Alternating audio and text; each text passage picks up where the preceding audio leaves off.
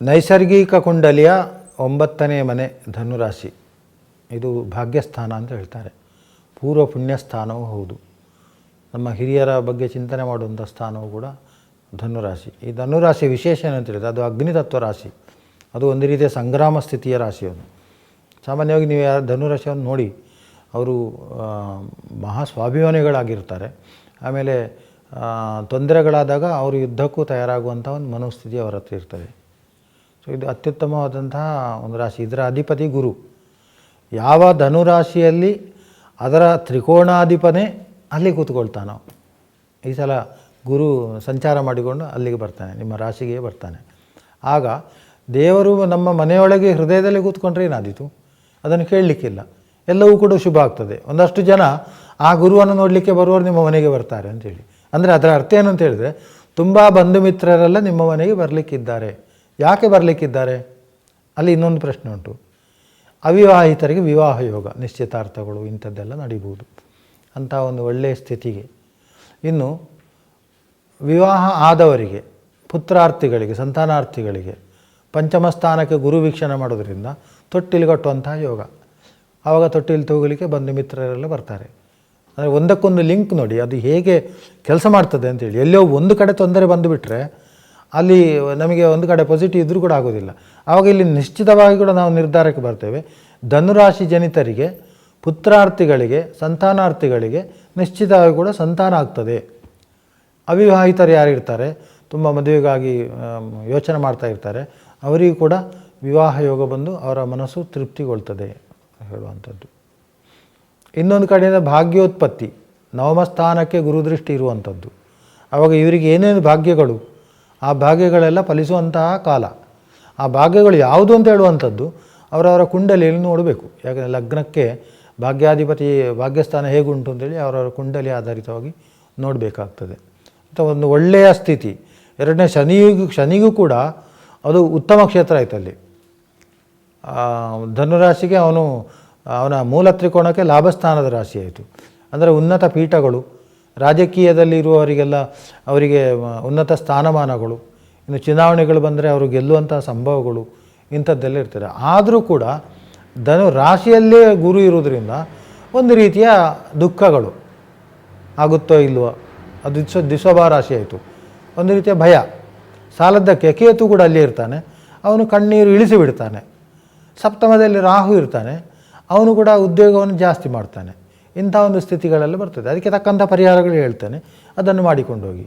ಇನ್ನು ಧನುರಾಶಿಯಲ್ಲಿ ಗುರು ಸಂಚಾರ ಕಾಲ. ಅವನು ಎಲ್ಲೆಲ್ಲಿ ನೋಡ್ತಾನೆ ಅಂದರೆ, ಒಂದು ಪಂಚಮ ಸ್ಥಾನವನ್ನು ನೋಡ್ತಾನೆ, ಸಪ್ತಮ ಸ್ಥಾನವನ್ನು ನೋಡ್ತಾನೆ, ಆಮೇಲೆ ಅಲ್ಲಿಂದ ಭಾಗ್ಯಸ್ಥಾನವನ್ನು ಗುರು ನೋಡ್ತಾನೆ. ಈ ಗುರು ಯಾವ ಯಾವ ಭಾವಗಳಲ್ಲಿ ಇರ್ತಾನೋ ನೋಡ್ತಾನೋ ಆ ಭಾವಗಳನ್ನು ವೃದ್ಧಿ ಆಗ್ತದೆ ಅಂತ ಹೇಳಬೇಕು. ಈಗ ಸಪ್ತಮ ಸ್ಥಾನವನ್ನು ಪೂರ್ಣ ವೀಕ್ಷಣೆ ಮಾಡೋದ್ರಿಂದ ಇಲ್ಲೊಂದು ಸಣ್ಣ ವಿಚಾರ ಇದೆ. ಯಾರೋ ಈ ರಾಶಿಗಳಲ್ಲಿದ್ದವರು, ಜನಿಸಿದವರು ಧನುರಾಶಿಯಲ್ಲಿ ಪ್ರೇಮ ಪ್ರಕರಣಗಳಿರ್ತದೆ.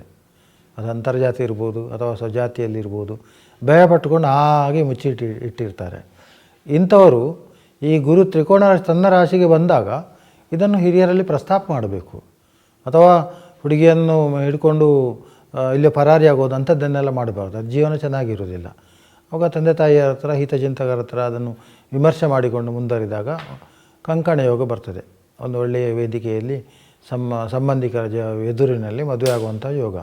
ಇದನ್ನೇ ನೋಡಿ ಅವನು ಮನೆಯ ಒಪ್ಪಿಗೆ ಪಡೆಯುವುದಿಲ್ಲ, ಅವನು ಹಾರಿಸಿಕೊಂಡು ಹೋಗ್ತಾನೆ, ಅವನ ಲೈಫ್ ಹೋಗ್ತದೆ. ಆವಾಗ ದೇವರು ಕೊಟ್ಟರು ಪೂಜಾರಿ ಬಿಡ ಅಂತ ಹೇಳಿದಾಗೆ ದೇವರು ಅತ್ಯುತ್ತಮ ಸ್ಥಿತಿಯನ್ನು ಕೊಡ್ತಾನೆ. ಅದನ್ನು ಸ್ವೀಕಾರ ಮಾಡುವಂತಹ ರೂಪಗಳು ಬೇರೆ ಬೇರೆ ಇರ್ತದೆ. ಸೊ ಇಂಥವರು ಮಾತಾಪಿತೃಗಳ ಹತ್ರ, ಬಾಂಧವರ ಹತ್ರ ಈ ವಿಚಾರಗಳನ್ನು ಹೇಳಿ ಅಲ್ಲಿ ನಿವೃತ್ತಿ ಮಾಡಿಕೊಳ್ಬೋದು. ಇನ್ನು ಹುಡುಗಿಯನ್ನು ಹುಡುಕುವುದೋ ಅಥವಾ ಹುಡುಗನ ಹುಡುಕುವುದೋ ಇಂಥ ಒಂದು ಇದರಲ್ಲಿ ಸ್ಥಿತಿಯಲ್ಲಿರ್ತಾರೆ. ನನ್ನ ಮಗನಿಗೆ ಮದುವೆ ಆಡಬೇಕು, ಮಗಳಿಗೆ ಮದುವೆ ಆಡಬೇಕು ಅಂತ ಹೇಳುವಂಥದ್ದು. ಸೊ ಆ ಮಕ್ಕಳದ್ದು ಧನುರಾಶಿಯೇ ಆಗಿದ್ದಲ್ಲಿ ಖಂಡಿತವಾಗಿ ಕೂಡ ಅವರಿಗೆ ವಿವಾಹ ಯೋಗ ಉಂಟು. ಆಮೇಲೆ ಭಾಗ್ಯಸ್ಥಾನಕ್ಕೆ ಗುರುದೃಷ್ಟಿ ಇರುವುದರಿಂದ ಜಾತ ಕುಂಡಲಿಯಲ್ಲಿ ಲಗ್ನ ಆಧಾರಿತವಾಗಿ ನಾವು ಭಾಗ್ಯದ ಸ್ವರೂಪಗಳನ್ನು ತಿಳ್ಕೊಳ್ಬೇಕು. ಆ ಭಾಗ್ಯಗಳೆಲ್ಲ ಒಳ್ಳೆಯದಾಗ್ತದೆ, ಹರಣ ಆಗುವುದಿಲ್ಲ. ಅಲ್ಲಿ ಏನೇನು ಭಾಗ್ಯಗಳಿರ್ತದೆ ಅದನ್ನೆಲ್ಲ ಅದೆಲ್ಲ ಸಿಗ್ತದೆ ಅಂತೇಳಿ. ಆದರೆ ಲಗ್ನದಲ್ಲಿಯೇ ಗುರು ಇರುವುದು ದುಃಖದಾಯಕ, ಲಗ್ನದಲ್ಲಿಯೇ ಕೇತು ಇರುವುದು ದುಃಖದಾಯಕ, ಲಗ್ನದಲ್ಲಿ ಚಂದ್ರ ಲಗ್ನದಲ್ಲಿಯೇ ಶನಿ ಇರುವುದು ಆಲಸ್ಯ. ಇದನ್ನೆಲ್ಲ ಸ್ವಲ್ಪ ದೂರ ಇಡಬೇಕಾಗ್ತದೆ. ಯಾಕಂದರೆ ನಮಗೆ ಯಾವುದೋ ಒಂದು ಇಚ್ಛಿತ ಬಯಕೆಗಳು ಈಡೇರಬೇಕಿದ್ರೆ ಉದಾಸೀನ ಮಾಡಬಾರ್ದು ಅಂತೇಳಿ ಅದರ ಮೂಲ ತತ್ವ. ಇದನ್ನೆಲ್ಲ ಪರಿಹಾರ ಮಾಡಲಿಕ್ಕೆ ನಾವು ಏನು ಮಾಡಬೇಕು? ಇಂಥ ಸ್ಥಿತಿಗಳನ್ನು, ಪಂಚಮಾಧಿಪತಿ ಕುಜನಾಯಿತು, ನವಮಾಧಿಪತಿ ರವಿ ಆಯಿತು, ಲಗ್ನಾಧಿಪತಿ ಚಂದ್ರ ಲಗ್ನಾಧಿಪತಿ ಗುರು ಆಯಿತು.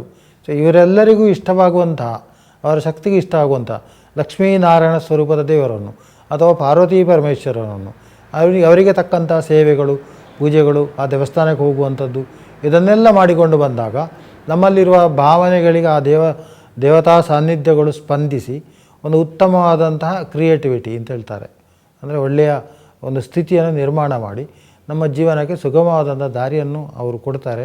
ನಾವು ಹೋದ ದಾರಿ ಚೆನ್ನಾಗಿರ್ತದೆ.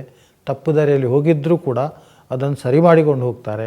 ಮುಂದಿನ ದಿನಗಳಲ್ಲಿ ಈ ಗುರು ದ್ವಿತೀಯ ಸ್ಥಾನಕ್ಕೆ ಹೋಗುವಂಥದ್ದು ಕೂಡ ನಿಮಗೆ ಇವತ್ತಿನ ಒಂದು ಸ್ಥಿತಿ ನಾಳೆಗೆ ಅದು ಪೂರಕವಾಗಬೇಕು. ವಿರುದ್ಧ ಆದಾಗ ತೊಂದರೆ ಬರ್ತದೆ.